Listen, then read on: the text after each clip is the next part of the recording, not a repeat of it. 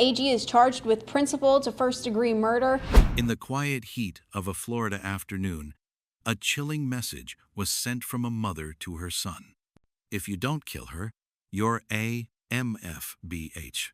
These weren't the angry words of a jilted lover or a rival in a turf war. These were the words of Shelia Agee, a 50-year-old mother texting her son, Keith Agee, encouraging him to murder Brooklyn Sims, the mother of his child. Hours later, Brooklyn Sims would lie dying on the floor of a Popeyes fast food restaurant in Pritchard, Alabama, gunned down while on the clock, her life extinguished in front of stunned co-workers and customers. But this wasn't just a case of domestic violence or family tragedy. This was something darker. According to prosecutors, this was a murder orchestrated by a mother, a revenge plot born out of hatred and ego, weaponized through manipulation and blood ties. And now, that mother is standing trial for first-degree premeditated murder. As the courtroom fills with whispers, the public asks the questions no one wants to believe. How far will a mother go to protect her pride? Can a parent become the architect of murder? And what really happened in the days leading up to Brooklyn Sims' final shift at Popeyes? This is the story of the Revenge Mom murder trial, a tale of betrayal, control, and a son caught in the deadliest family triangle. And if you think you've heard it all, you haven't heard this. Before we dive in, don't forget to subscribe to Echoes of the Court, where we uncover the most shocking trials and darkest truths behind the headlines. Are you ready to enter the courtroom?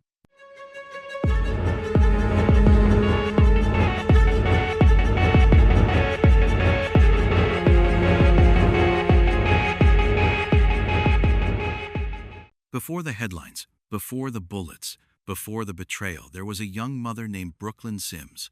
She was just 22 years old. Brooklyn wasn't famous. She didn't have a glamorous job or a long criminal record. She was like many young women across America, working a retail job at Popeyes to support herself and her daughter, while navigating the everyday struggles of co-parenting with an ex. Her relationship with Keith Agee, the father of her child, was over, but they shared custody, and Brooklyn was determined to maintain some stability for their daughter. Those who knew her say she was quiet, kind, and didn't seek trouble. She was the type to avoid confrontation, even when others tried to provoke it. But behind the scenes, things were tense, especially with Keith's mother, Shelia Agee. Shelia reportedly viewed Brooklyn not just as an ex-girlfriend, but as a threat. The text messages later recovered would paint a disturbing picture of escalating hatred and obsession, with Shelia repeatedly insulting Brooklyn and pushing her son to confront, control, and eventually eliminate her. To prosecutors, Brooklyn was never safe, not from Keith, and certainly not from his mother. The most tragic part? Brooklyn never saw it coming. On the 21st of August, 2023, she clocked into her shift at Popeyes. She thought it was just another day. But someone else had a different plan. Keith Agee showed up at the restaurant armed and ready, and while Brooklyn stood behind the counter, her ex-boyfriend shot her. She died on the floor of her workplace. The violence was immediate, brutal, public, and entirely avoidable. As the investigation began, what emerged wasn't just a homicide, it was a premeditated killing, fueled by a mother's rage and carried out by a son she controlled. But what turned Shelia Agee from grandmother to instigator of murder? To answer that, we need to go deeper into the world of text messages, threats, and manipulation that preceded the crime. Shelia Agee wasn't a stranger to discipline or command. A former corrections officer in Mobile County, Alabama, she had spent years inside the prison system enforcing rules, managing conflict, and keeping dangerous people in line. But in her own home, Shelia wielded control far beyond professional protocol. She was known to be fiercely opinionated, sharp-tongued, and deeply involved in her adult son's life, especially when it came to his relationships. From the outside, Shelia may have seemed like a concerned mother, but when investigators uncovered her text exchanges with Keith in the days leading up to Brooklyn Sims's death, that image collapsed instantly. The messages weren't just emotional venting. They were calculated, escalating instructions. "You better handle this," she wrote. "You're weak if you let her talk to you like that. Do it or don't come back." Over 200 text messages between Shelia and Keith were recovered by police. Many of them were filled with verbal abuse, pressure, and ultimatums. In one, She even asked for a photo of the murder weapon. Let that sink in. A mother demanding proof of a gun, pressuring her son to commit murder. According to prosecutors, Shelia wasn't just an angry parent venting frustration. She was masterminding a plot, weaponizing her son's insecurities and anger, using her influence to push him past the point of no return. And Keith? He obeyed. On the day of the murder, surveillance footage captured Keith Agee pulling into the Popeyes parking lot. Within minutes, Brooklyn was dead. And Shelia? She was nowhere near the scene, but her fingerprints were all over the crime. When detectives traced the messages back to her, they realized something chilling. The murder may have been Keith's crime, but it was Shelia's idea. So the question becomes, can words kill? In this courtroom, the answer might be yes. But what about the son? Why would he go along with it? Let's follow the trail into the twisted mother-son bond that turned deadly. Keith Agee didn't have the profile of a hardened criminal. At 20 years old, he was a young father with a complicated relationship history, an unstable home life, and according to those who knew him, a constant need for approval, especially from his mother. His relationship with Brooklyn Sims had been over for some time, but the aftermath was messy. Arguments over parenting, accusations on both sides, and behind the scenes, a growing resentment fueled by Shelia's nonstop interference. Shelia viewed Brooklyn as disrespectful, even dangerous. And Keith? He mirrored those emotions, but prosecutors argue that he didn't act alone, or even independently. In the weeks leading up to the shooting, Keith's phone lit up with texts from his mother that prosecutors describe as relentless psychological pressure.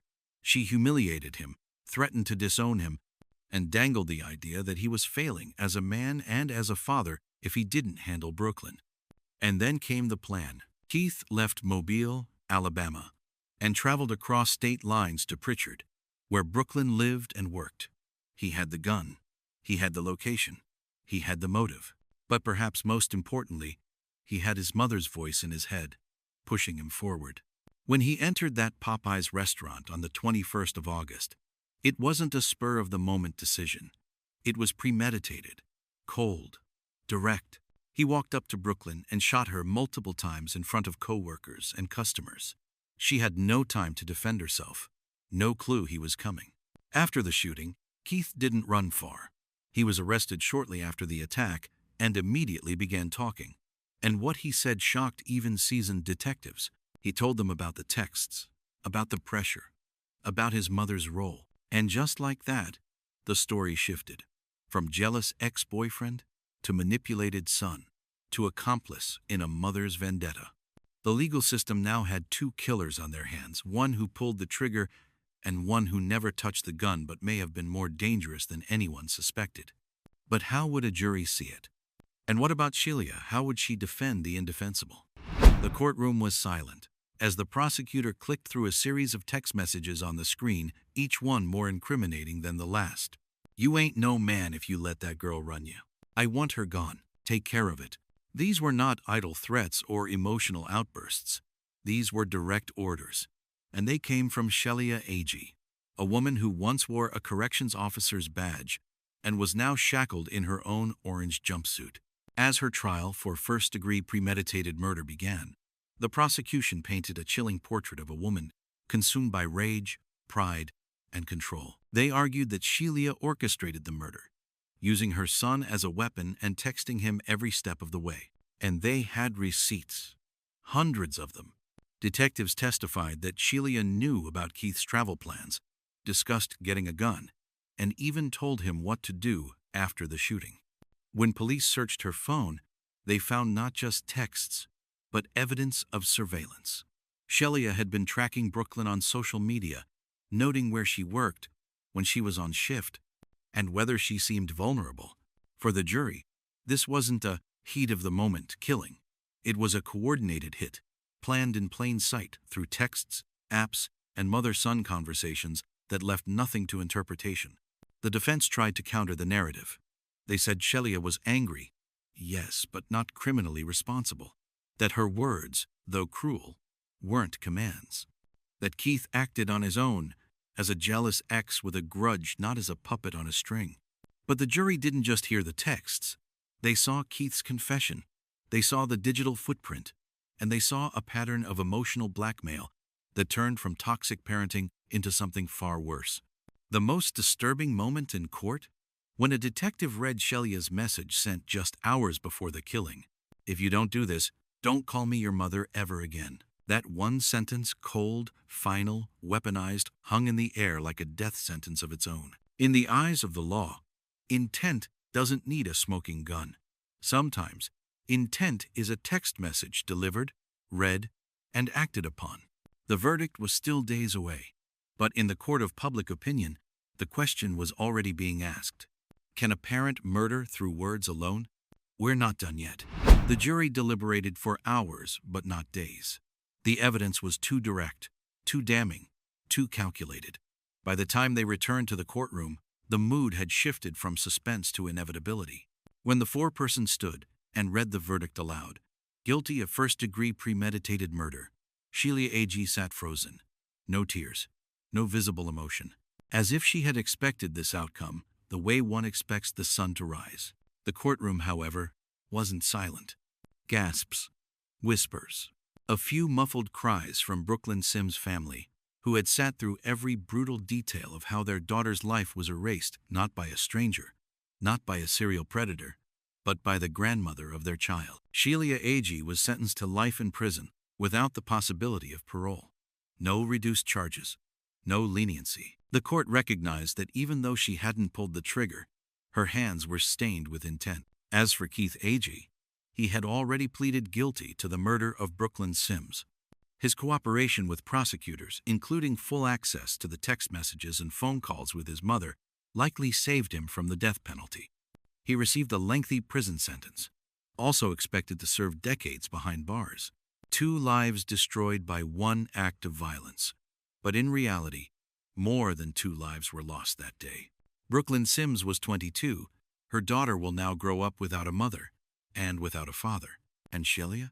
Her legacy as a mother, a grandmother, and a former law enforcement officer is now forever tied to a case of revenge, manipulation, and tragedy. But beyond the courtroom, this verdict sends a chilling precedent. Words can kill, and when used with intent, they carry the full weight of the law. Still, question Agee. What drove Shelia to such lengths? Was it hatred? Control? A desire to dominate her son's life at any cost? And perhaps most tragically, was there a moment, a single moment, where someone could have stopped this? We'll explore that in our final chapter. In the aftermath of the verdict, the public conversation turned from outrage to introspection. The murder of Brooklyn Sims was shocking not just because it happened, but because of how it happened. A mother manipulating her son, a son carrying out her orders, a young woman caught in the middle, and a child left behind in the wake of it all. But this wasn't a case without warning signs. There were years of tension between Shelia Agee and Brooklyn. Family members, friends, and even co-workers had heard the arguments, seen the aggressive social media posts, and sensed the growing hostility. The texts didn't appear overnight. They built over time, growing darker, more direct, more dangerous. So now, the question becomes not, who killed Brooklyn Sims? Because we know that answer, but rather, why wasn't it stopped? In a system that's supposed to recognize red flags, especially in domestic and co-parenting situations, how did a woman like Shelia, with a history in law enforcement, slip through unnoticed? How did no one intervene before it was too late? There's also the unsettling reality that Shelia never showed remorse. Throughout the trial, she didn't apologize. She didn't take the stand. She didn't speak to Brooklyn's family. Her silence became a haunting echo of her guilt and a cold reminder that some people don't break under the weight of conscience. They break only when confronted with consequence. But perhaps the most important reflection is for us, the public, the viewers, the justice system. When we talk about domestic violence and toxic relationships, do we think big enough? Do we imagine manipulation coming from places we're taught to trust, like a mother or a grandparent? Do we consider that sometimes the most dangerous people don't carry weapons? They send texts. The story of Brooklyn Sims didn't end in that Popeyes. It continues in every courtroom that weighs words as weapons, every social worker who tries to identify coercion before it turns deadly, And every community that learns to see signs of emotional abuse not as private drama, but as public warning. Because justice, real justice, isn't just what happens after the crime. It's what we do to prevent the next one. This was the story of the Revenge Mom murder trial, a case that proves power, when misused, can be fatal, and that silence in the face of manipulation can be just as deadly as a bullet. Thank you for watching Echoes of the Court. If you found this story meaningful, disturbing, or thought-provoking, consider subscribing for more courtroom investigations that go beyond the headlines and into the heart of justice.